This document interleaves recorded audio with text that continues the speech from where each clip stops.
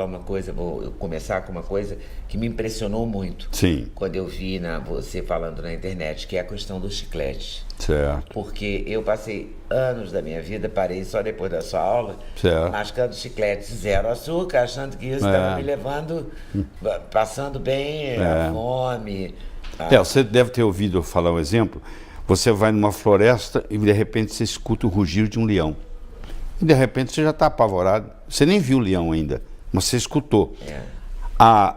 O processo digestivo tem várias fases. Uma delas é a cefálica. Então você olhar a comida já começa a digestão. Só de você olhar o odor que está na mesa, o cheiro, o sabor. Então na língua você tem as papilas gustativas. Você tem para o amargo, para o azedo, para o salgado, para o doce e para o umami. U-M-A-M-I, a gente pode discutir depois, e para o umami. E tem o doce. Então, quando você coloca uma coisa doce na boca, não precisa ser açúcar, seja doce. Você ativa a papila gustativa do doce. Ela avisa para o cérebro, está vindo açúcar aí. O cérebro avisa para o pâncreas, prepare-se, porque vai precisar produzir insulina. Aí os pâncreas começam a produzir insulina. Só que aquilo nunca vem, porque você está mascando o chiclete, não tem nada. Mas o dia inteiro você está produzindo mais insulina do que você deveria. E aquilo acaba desenvolvendo uma resistência insulínica e pode levar até ao diabetes. Que loucura, né? Os chicletes que eu achava que era tão inocentes. Parece que parece que Mas nada é inocente. O remédio para o colesterol, a estatina, que você é contra, né? E vários estudos americanos, o ano passado 2 estudos e esse ano já um estudo, atestam, corroboram o que você diz. Tem 20 anos que eu falo isso, né? Eu tive a oportunidade de viver 17 anos nos Estados Unidos. Eu trabalhei em Harvard, trabalhei na Baylor, fui 11 anos professor de medicina da Thomas Jefferson, fui diretor médico da Merck e fui vice-presidente da Novartis, na época Ciba Corporation, que depois se juntou com a Sandoz e formou a Novartis. Então, o primeiro país do mundo a lançar estatina foi os Estados Unidos. E a primeira empresa era uma empresa que eu era diretor. Então eu acompanhei o desenvolvimento e comecei a ver os efeitos colaterais.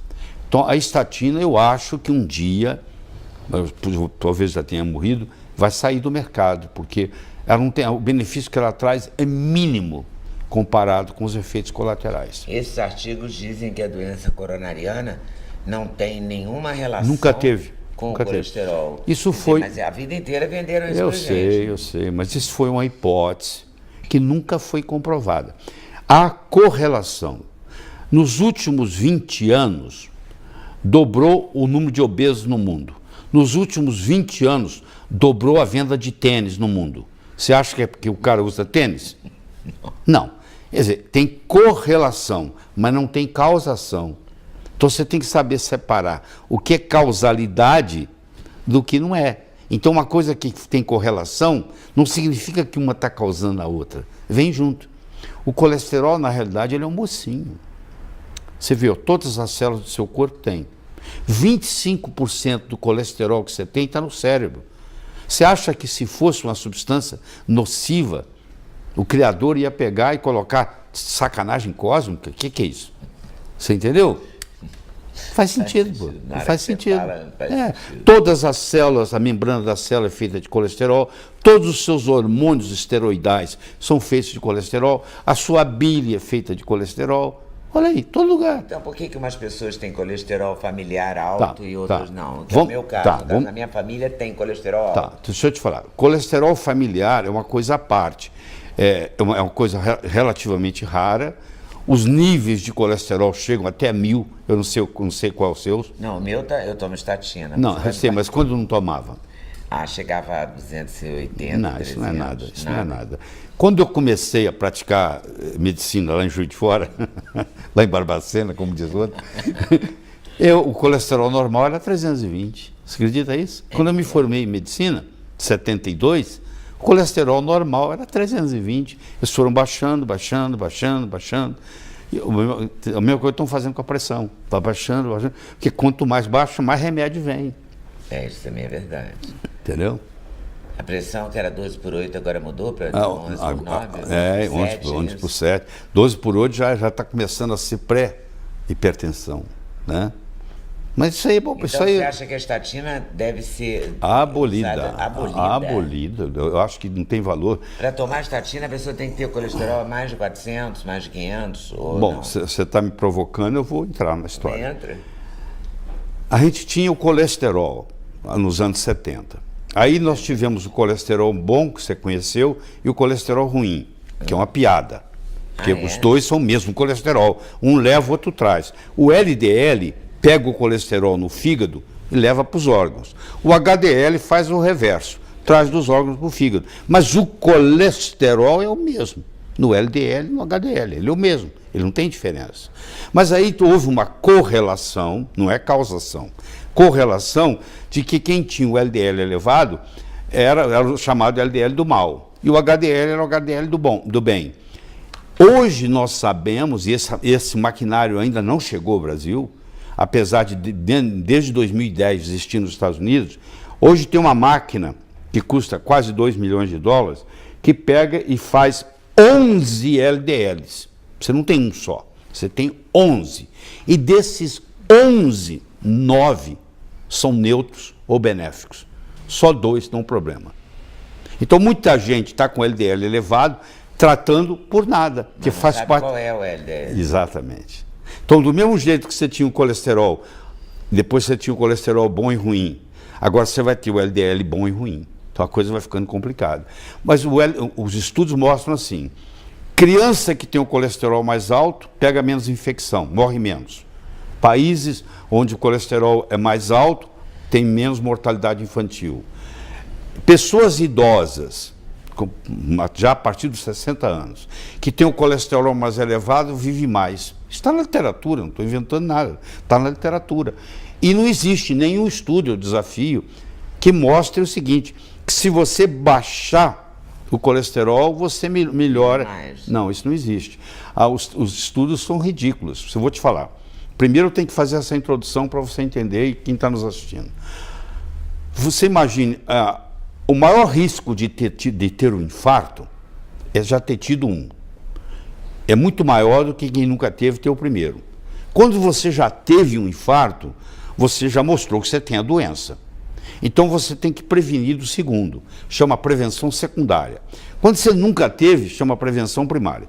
Então, vamos pegar 200 pacientes... que entra a aspirina na prevenção primária ou secundária? Entra nos dois. Mas também não é uma grande coisa, mas entra nos dois. Tá, depende de como você faz. Mas deixa eu te falar.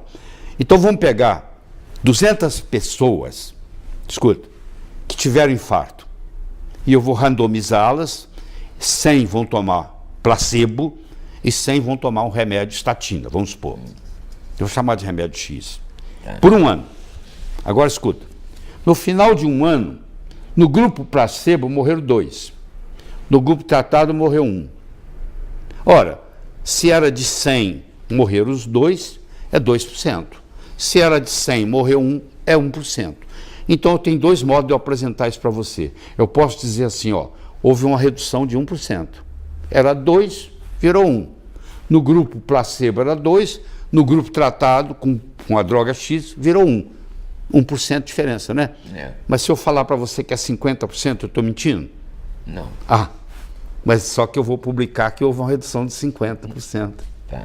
Você me entendeu? Entendi. Aí você fala assim, nossa, quer dizer que se eu tomar isso, eu vou reduzir em 50%? Querido, vamos supor que eu tenho uma varinha de condão que aumente em 100% a chance de você ganhar na loteria. Você acha que faz diferença? 1 em 1 bilhão.